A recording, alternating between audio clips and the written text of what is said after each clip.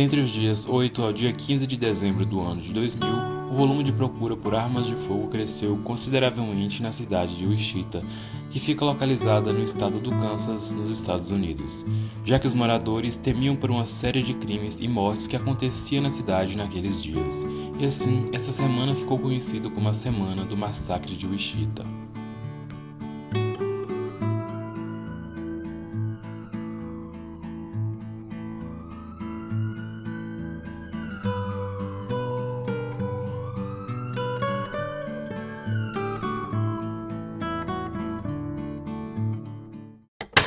Os dois principais nomes dessa história são dos dois irmãos Reginald e Jonathan Call. Não sendo diferente de quase todos os assassinos em séries, a infância dos dois foi marcada por abusos e maus tratos. Nascidos em Dodge City, uma cidade também localizada no Kansas, os seus pais tinham uma complicada relação, com muitas brigas e vindo a se tornar muito violentos entre eles mesmos. O seu próprio pai e alguns outros namorados que a sua mãe teve ao se separar abusaram sexualmente da irmã mais velha dos dois irmãos. Eventualmente, a sua mãe se casou com outro homem, mas como no seu primeiro casamento, a violência estava sempre presente. Em uma ocasião, o seu companheiro a ameaçou e chegou a apontar uma arma para a sua cabeça. Nessa época, Ronald e Jonathan passavam a maior parte do tempo com a sua avó materna, que, como a sua mãe, às vezes tinha explosões de raiva. Segundo informações, a mãe dos dois costumava usar fios elétricos para punir os seus filhos. A forma como eram usados esses fios não foi especificada. E é claro que toda essa conturbada relação refletiu em como os dois irmãos conviviam em sociedade.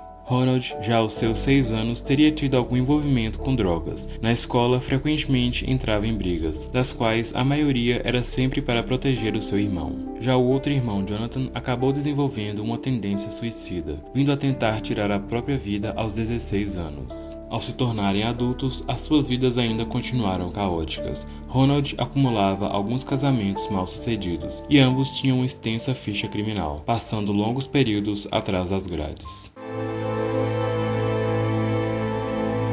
Todas as atrocidades que os dois irmãos cometeram foram narradas pela única sobrevivente do grupo de pessoas que estavam na casa em que eles atacaram. Essa mulher é identificada como HG.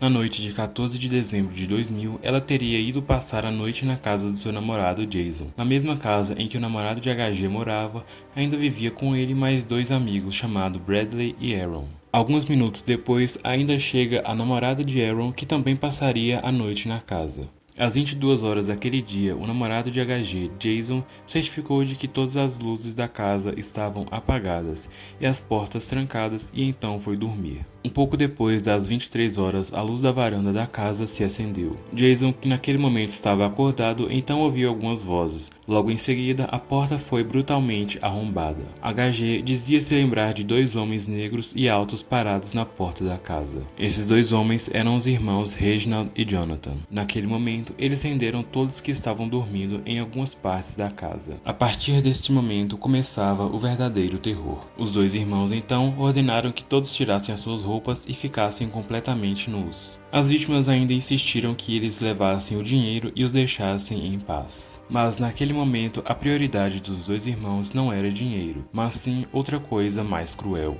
Com todas as vítimas já estando nuas, os 2 irmãos obrigaram que eles tivessem relações sexuais entre eles. Segundo HG, ela ainda conseguiu ouvir gritos de dor da namorada de um dos homens que moravam naquela casa enquanto era abusada. Logo após isso, não satisfeitos, eles levaram todas as vítimas uma a uma para que pudessem sacar todo o dinheiro que tinham em suas contas em caixas eletrônicos.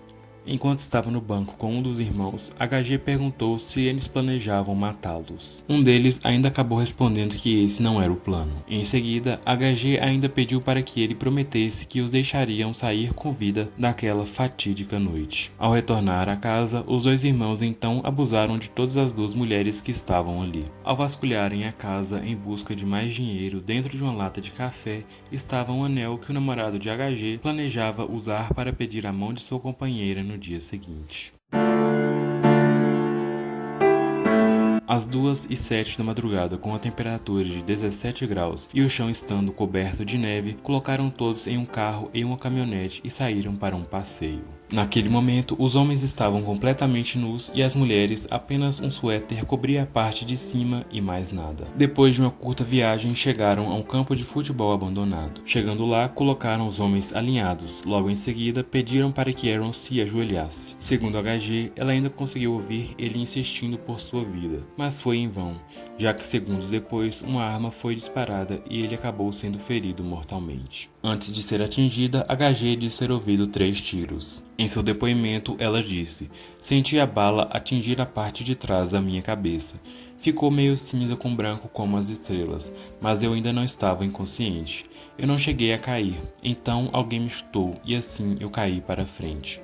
Nesse momento, ela diz ter se fingido de morta para que não fosse outra vez alvejada. Quando os 2 irmãos foram embora, ainda atropelaram os corpos das vítimas usando a caminhonete. HG, neste momento, esperou até que não se pudesse ouvir mais nada e foi andando nua pela neve à procura de alguém que pudesse a ajudar. Antes disso, ela disse que teria enrolado seu suéter na cabeça do seu namorado que sangrava intensamente até mesmo pelos olhos. Depois de caminhar por mais de 1 quilômetro sem roupas e com ferimentos de bala na cabeça, HG avistou luzes de Natal em uma casa e freneticamente bateu à porta até que um casal a atendeu e ela imediatamente pediu por ajuda. Naquele momento, ela ainda disse para o casal que os criminosos teriam matado 3 dos seus amigos, pois ela ainda acreditava que o seu namorado estivesse com vida. Contudo, infelizmente, naquela altura, o seu namorado já havia morrido. Ainda na casa do casal que a acolheu, HG disse que queria contar o mais rápido possível o que teria acontecido e descrever os criminosos para que fossem capturados, já que ela estava convencida de que não passaria daquela noite. Já os 2 irmãos, ao saírem do local, retornaram para a casa de onde estavam as vítimas e encheram a caminhonete com mais pertences de valor. E não estando satisfeitos com toda aquela matança, ainda mataram Nick, o cachorro de HG. Porém, a onda de crimes dos 2 irmãos não havia começado especificamente naquela noite. Alguns dias antes, quando chegaram na cidade, o primeiro crime que cometeram foi um roubo à mão armada a um treinador chamado Andrew. 3 dias depois, um dos 2 irmãos, que não foi especificado qual deles, abordou uma bibliotecária de 55 anos chamada Anne Valenta, enquanto estacionava o seu carro em frente à sua casa. Ela, ao tentar fugir, foi atingida com vários tiros. A mulher então não resistiu e veio a óbito 3 dias depois. No dia seguinte das mortes no campo de futebol, às 7h30 da manhã, eles foram finalmente presos, quando a polícia encontrou a caminhonete roubada em frente a um prédio onde estavam os criminosos. Sobre ambos os irmãos caíam 103 acusações, incluindo sequestro, roubo, estupro, 4 acusações de assassinato e uma acusação de assassinato em 1º grau. Todos os 2 foram condenados à pena de morte. Até a data de hoje, os 2 irmãos ainda não foram executados e permanecem detidos.